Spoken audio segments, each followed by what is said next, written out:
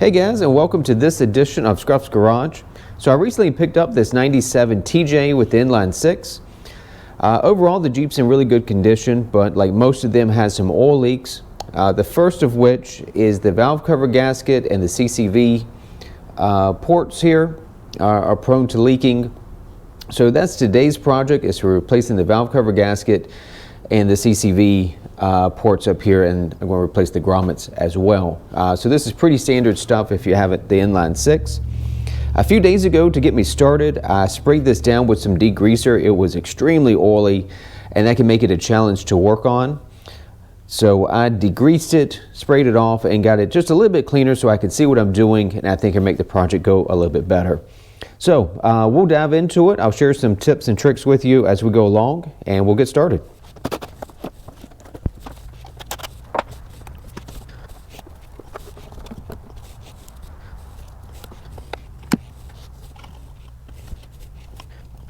So to get this to release off the throttle body, it's just like a ball socket kind of deal with the little spring retainer in there. If you just pry on it just gently, it'll pop off the ball on the throttle lever arm. And then to get this out of the bracket here, it's just clips that you press in on top and bottom, and it will pop out of the bracket that holds it in place. It's worth noting that obviously my model doesn't have cruise control, but obviously if yours does, you'd have some additional throttle cable bracketry for the cruise control mechanism, so just be mindful that you don't see that present on mine. You'll also have some vacuum hoses that you need to pull loose, not too difficult. Of course, if the CCV ports are old and brittle like mine, you see that one of them broke. That's the one that went to the air cleaner crossover tube. Not a big deal. Like I said, I'm planning to replace these, and my advice is if you're replacing the valve cover gasket, I would definitely be replacing these as well. They get old and brittle, and of course the grommets because they leak. You have some coolant tubes, hoses that right over here. There's like a little bracket here, little plastic holder piece that just fits on top of one of the studs. You lift up on that, and then you can move the hoses to the side. Also, depending on your model year, depending on how your distributor, if you have a distributor over here for the ignition, there is a little spark plug cable guide, little plastic bracket over here. There are two nuts that stick on, two of the studs that stick up. You'll pop those off, and then you can move this little guide bracket back to get some clearance. Back here in the back, there's a wiring harness that goes around the back side of the valve cover. There's just a little holder. I don't know if you can see that. Again, that fits onto the top of one of the studs. You may need to get a pair of pliers or something just to help you pry that upward, but it's not really attached any more than just friction. Then on this side, there's this kind of a cable guide for some of the wiring. It runs the injector wiring for the fuel injectors. Again, it's a plastic guide. You'll just kind of have to manhandle this. It's pressed onto 3 of the studs, and like I said, it's plastic and it's old and brittle, so it will probably crack along there, but you just kind of have to manhandle it to get it off. Okay, so we're ready to start zipping out some of the bolts that hold the valve cover on. Do note that some of these are just a regular bolt, and some of these are a bolt with a stud sticking up, maybe something mounts on top of it. You may choose, you can use like the box that the valve cover gasket comes in, that as you take these out, you can stick them into the box, and that will help you keep them in order for what goes where. Just make it a little bit easier to keep up with.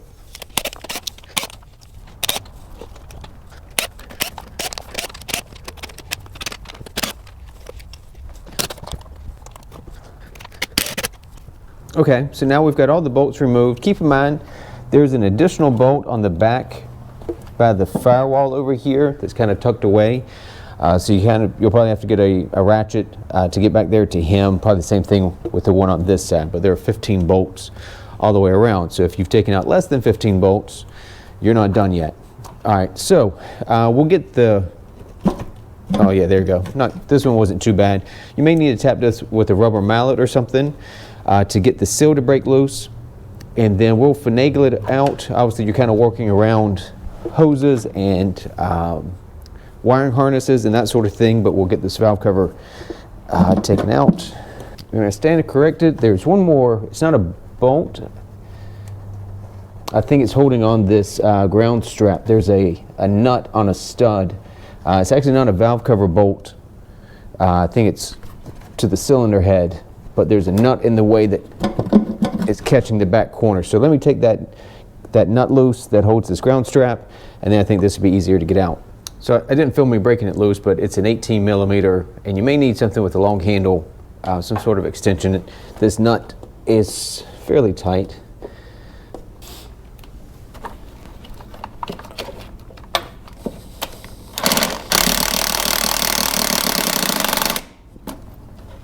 There we go.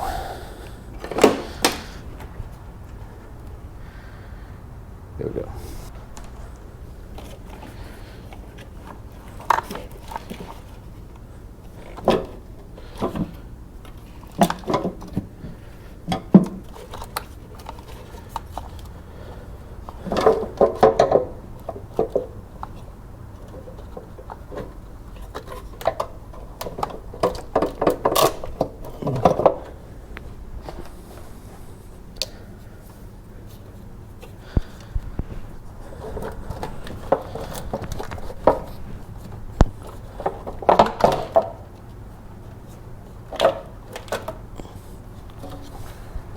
There we go.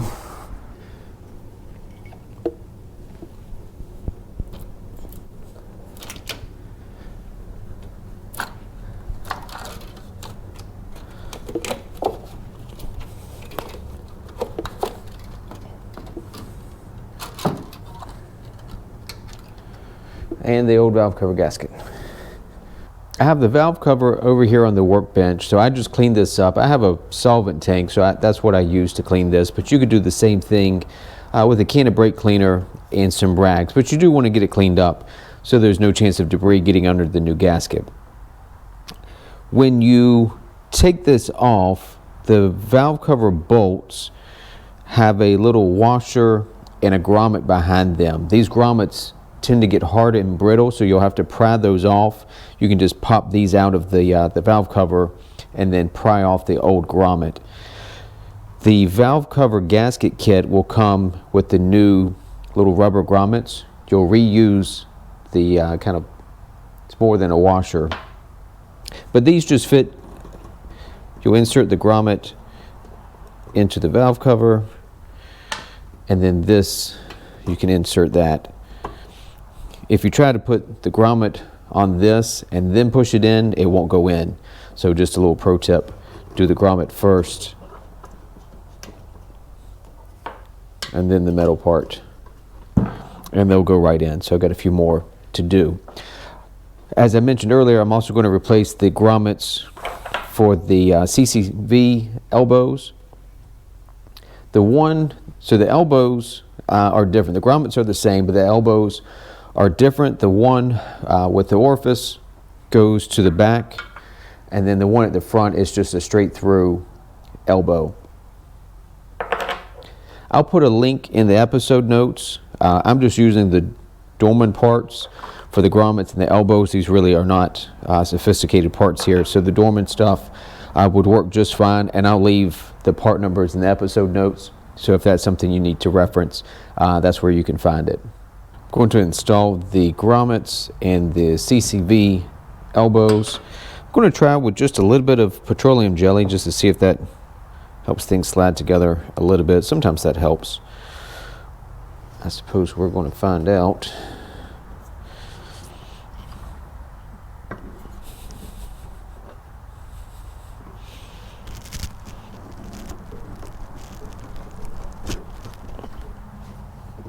Okay, there we go. So that one's done. Let's spin this around. We'll do the front one.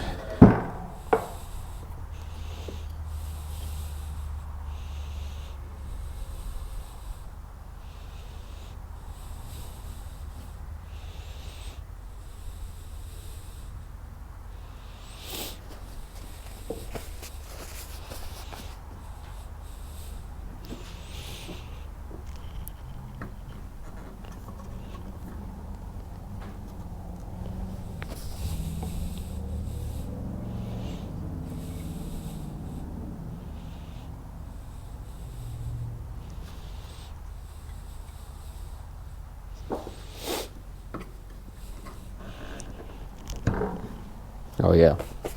So not too bad. Okay, well, let's install this on the motor. Okay, so we'll put the new valve cover gasket in place. Before doing so, you should have already cleaned up the head surface where the valve cover gasket will sit. There's typically a lot of crud and grime that gets in there.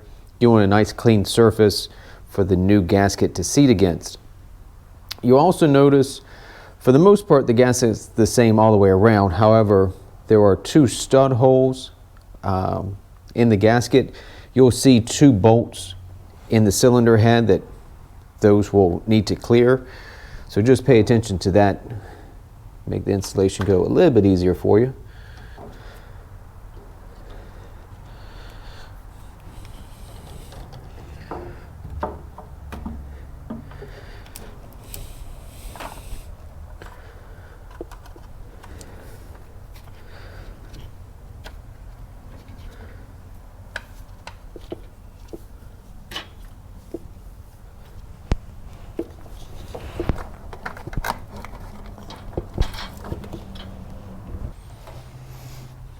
Okay, let's see if we can get the valve cover back in place.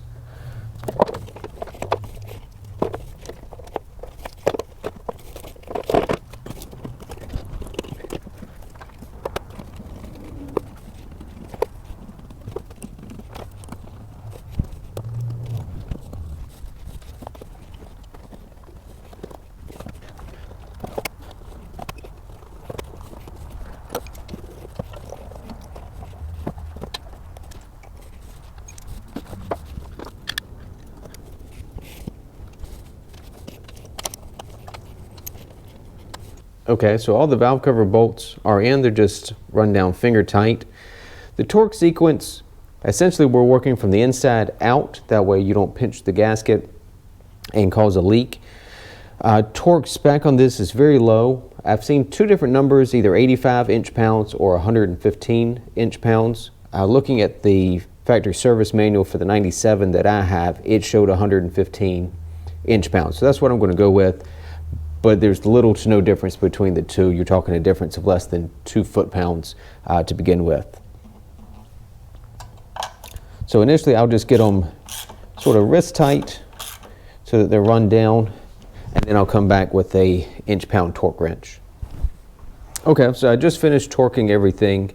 Like I said, I went down just wrist tight, tightening my way out, working from the center out, and then I went back with the torque wrench at 115 inch-pounds. And keep in mind, it's inch-pounds, that's very little. Don't go overboard. More tight is not more better in this instance. So at this point, it's just a matter of putting things back together. Don't forget we took out that nut in the back for our ground strap, so I'll put that back on, and then we can just begin putting things back in place.